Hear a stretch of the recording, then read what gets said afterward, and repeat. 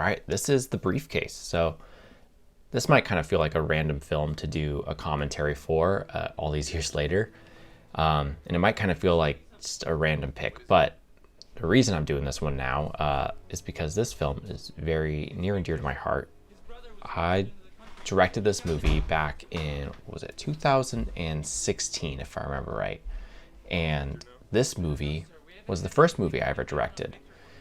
It's a short film. It's about 17 minutes long, and I wrote it and directed it, which was the first time I'd ever done anything like this.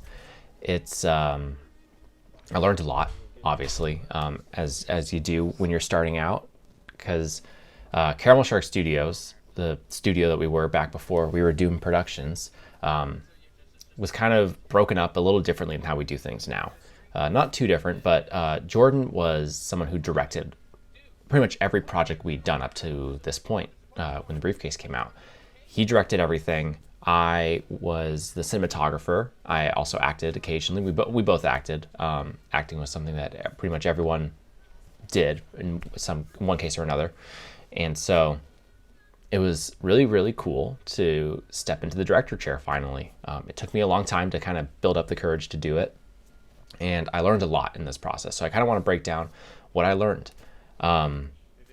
So The Briefcase, what is this movie? I've been rambling about and the movie's just been flying by. So The Briefcase is a short film about two kind of stories intertwining. So we have Jordan's character here who is trying to get enough money through, he's a taxi driver or Uber or something, it's not very specific, but he's trying to get enough money to buy a ring to propose to his girlfriend. So that's what he's kind of talking to his boss here. You might recognize from Wild Boys, Ranger Rich. He's been working with us for a very long time. Richard, great actor, great friend, just very, very awesome, really talented actor. Yeah, so here Jordan showing some our plot, what his goal is. So he's got to get this ring. And the other story that's happening kind of in the background that we'll get back to here in the movie, but what we kind of blown past is there's this Russian character coming into the U.S. that this U.S. agent, federal agent, I don't know exactly what he was, is trying to hunt down. So we know this Russian is coming to the U.S. and at the same time Jordan's trying to get this ring. So now we kind of get propelled into this montage that's very, kind of feels almost like something out of Video Carnage, if I'm honest. This Jordan's character looks eerily similar to how what Mike in Video Carnage dresses. So there's similar characters. I guess maybe this is a prelude to what Video Carnage was. So for this scene, we just got a lot of our friends together. It's the classic film student struggle of getting enough people trying to fill in a scene with extras. So we just got a bunch of friends together and parked in a parking lot and filmed a bunch of scenes of picking up passengers. I really love how this movie looks at night. Something I'll get into in a little bit here.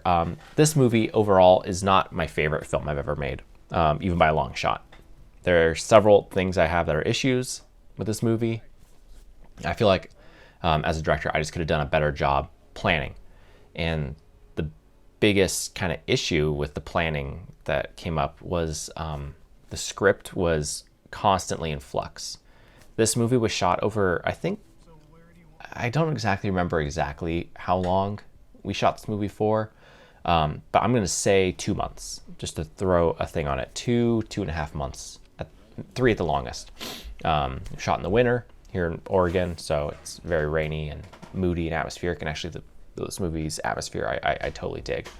And I like that we shot this at night. The night stuff looks really cool.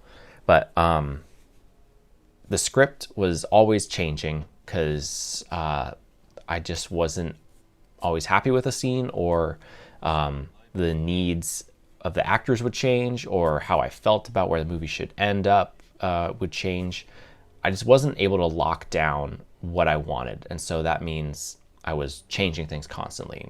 Sometimes there'd be planning time to make those changes, but other times it was very spur of the moment. And so I'd be making changes on my script up to like 10 minutes before we'd be on set with actors, and I'd hand them a handwritten piece of paper, and it's like, this is the new scene. Like, this is what we're going to do.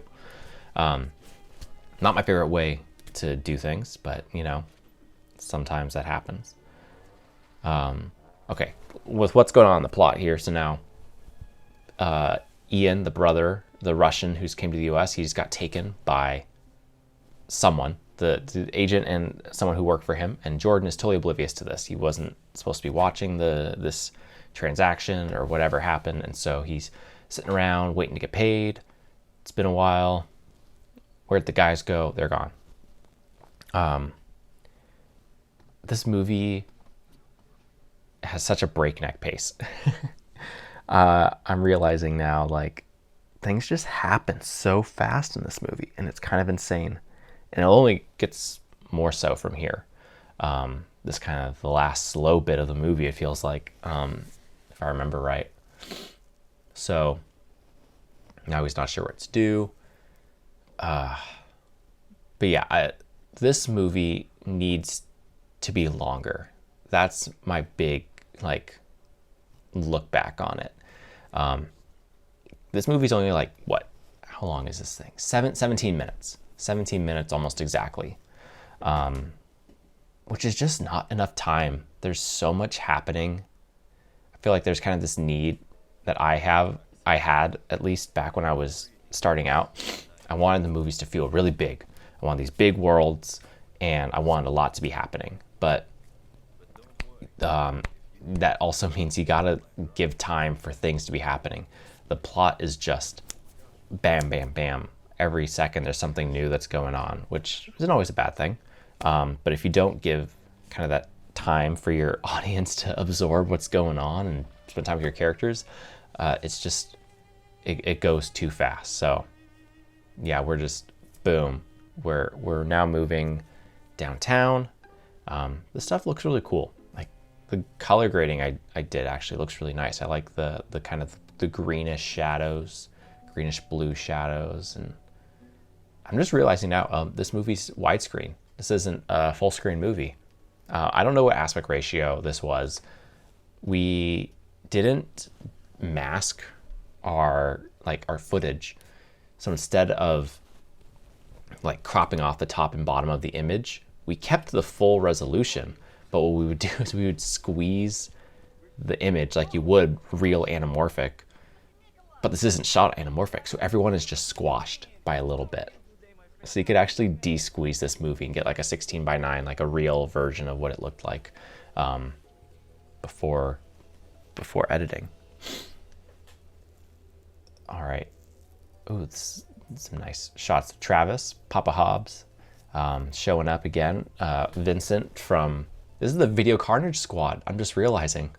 So we've got May, we've got Jordan, we've got Travis. And that's right, Travis is blind in this. Oh my goodness. So he doesn't recognize that Jordan isn't Ian. He assumes it's Ian, this other character whose brother's name was Nikolai. That's, I think. So we have Victor, Nikolai, whatever May's doing over there in the corner, just being intimidating. But yeah, so again, we like don't sit on it enough. We kind of are just blowing through scene after scene after scene, getting through it, because now we're here and now we're gone. And there's a montage of drinking and just crime. They're going to shoot someone who I don't know, but Jordan's getting dragged along. I like the kind of slapstick humor that's in this. It's not bad. It's this weird middle ground of I like it and I don't, because the structuring, this movie just needs so much more breathing room than what I'm giving it. There's just not enough pages in the script. This should honestly be a feature film. I think I'm going to say that a million times. Jordan, I think I've even talked at one point about reworking this movie into a feature and remaking it. I don't know if that'll ever happen, but it would definitely be interesting. I think it would flow a lot better.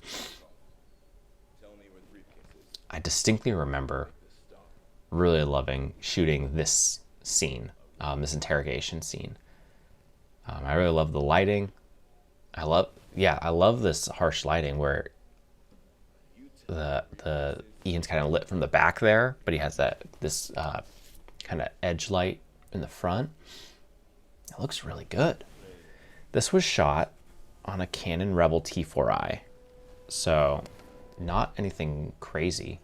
I'm sure you can find that camera for like $200 or something on eBay. Like, I actually gave the camera this was shot on to Zach just a couple weeks ago, because it's just been sitting because we don't use it anymore. We shoot on EOS Rs now, so we've upgraded, but now that camera can live on through whatever Zach shoots on it, which will be exciting to see. Another great looking scene. This stuff looks really good. Something that I was kind of saying earlier. So I was a cinematographer up to this point, cinematographer and actor, but I wasn't a director. And so what I learned through the shooting of this movie was a lot. Like this was a kind of a first step of a film school experience for me, more or less, where I learned coverage. I learned, what's the coverage you need, because you're not going to shoot everything. Like, you're not going to shoot covering your whole scene. You shoot every shot as a medium, a wide, and a close-up. You can, but that would just take up so much time. So I was learning how to cover my shots. What do you need? What do you not need? I'm pretty sure this movie was storyboarded for the most part. I'd have to go back and dig through old boxes of film stuff. I try and save all these things, but I couldn't tell you if it was actually storyboarded off the top of my head. And there's a lot of Travises in this scene. Okay, like, the movie is so serious, but at the same time, so not serious. See, how does this agent character know where they are? Like, there's stuff like that just doesn't get explained. And I wish it was, but that's just sometimes how it goes. You learn on the job. So I learned through editing this movie that you gotta figure out, give yourself the time to explain this stuff. And I remember editing it together. There was a lot of holes in how I shot this. So I wouldn't always cover for, like, I'd shoot for the performances, but then all the B-roll or any inserts, I didn't think too much about the continuity of what led from one to the other. So the precision that I think that we now kind of have in Doom Productions just wasn't there yet. And not that we're perfect now. We still make mistakes all the time, but there's some things I can just point out here that, like, oh, we weren't there yet on this project. So, and now Jordan is leaving. He's driving back. Oh, who's that character? This is Ace. They've been in a lot of our movies. They were in Righteous Hombres, notably, as Charles. I think it was Charles. Yeah, they've been a part of our crew for a long time, since Great American Sleepover, our first feature film. It's cool to kind of see who's in which eras of our filmmaking experience. Because we've been making movies for like 9 years now, which is insane. We've been doing this a long time. And now Jordan is just like totally unhinged from the night. Again, like, from this era, I think if you watch back, you'll notice that, like, the energy of our crew, like, not just like the energy, but like, we would do this thing called what we would call crackhead energy, where just the movie would go absolutely insane. Our Mr. Fiddle movies is probably like the best example, but it would sneak into kind of everything we did. And so, like, here, like, when there's multiple of the same actor in one shot or one scene, or like this, where Jordan's like screaming at Ace. Yeah, just wild stuff.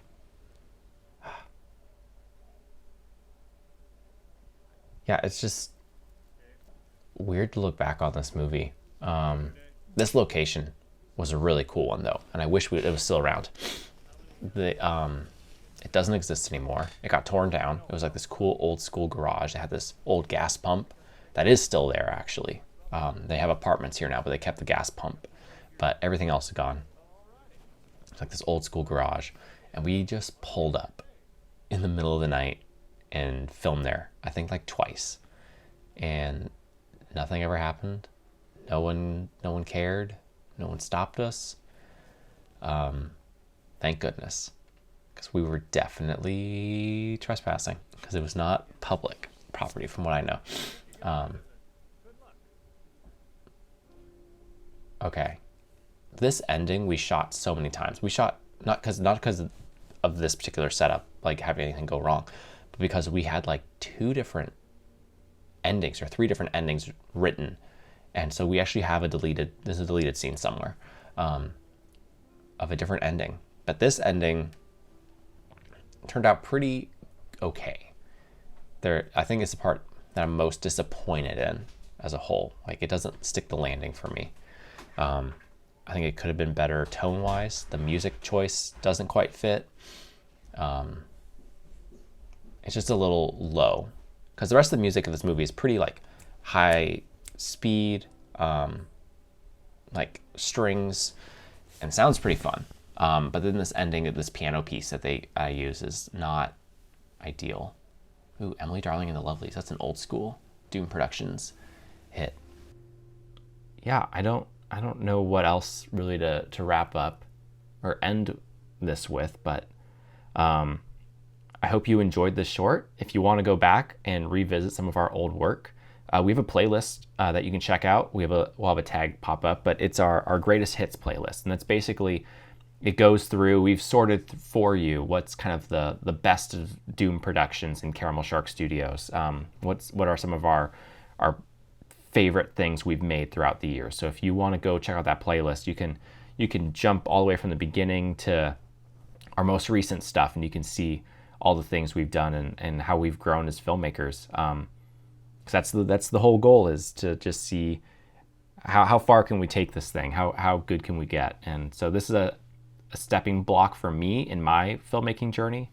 I've learned a lot and come a long way as a director, and still have plenty left that I need to learn. But this was a great walk down memory lane. I haven't watched this in a long time, and I might have to watch it again without blabbering over the whole thing. But anyways, if you want to know more about who we are here at Doom Productions, we make feature films. We also make videos about filmmaking, and try and share our knowledge and the things we've learned in our 9-year-long career as filmmakers.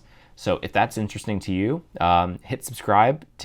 Doesn't take any time out of your day, but it means a lot to us, and we guarantee that we'll be putting out great videos for you to watch, and more feature films will be coming from us here in the coming months. So there's plenty to look forward to from here at Doom Productions. So we hope you stick around. Thank you so much for watching this video. Leave a like if you can, and leave a comment if you want to ask more questions about what we're doing here, because we love responding to you guys. It's what keeps the lights on here, is just us responding to comments, because we don't make money. Okay, I'm done rambling. I hope you having a great day, and we'll see you in the next one.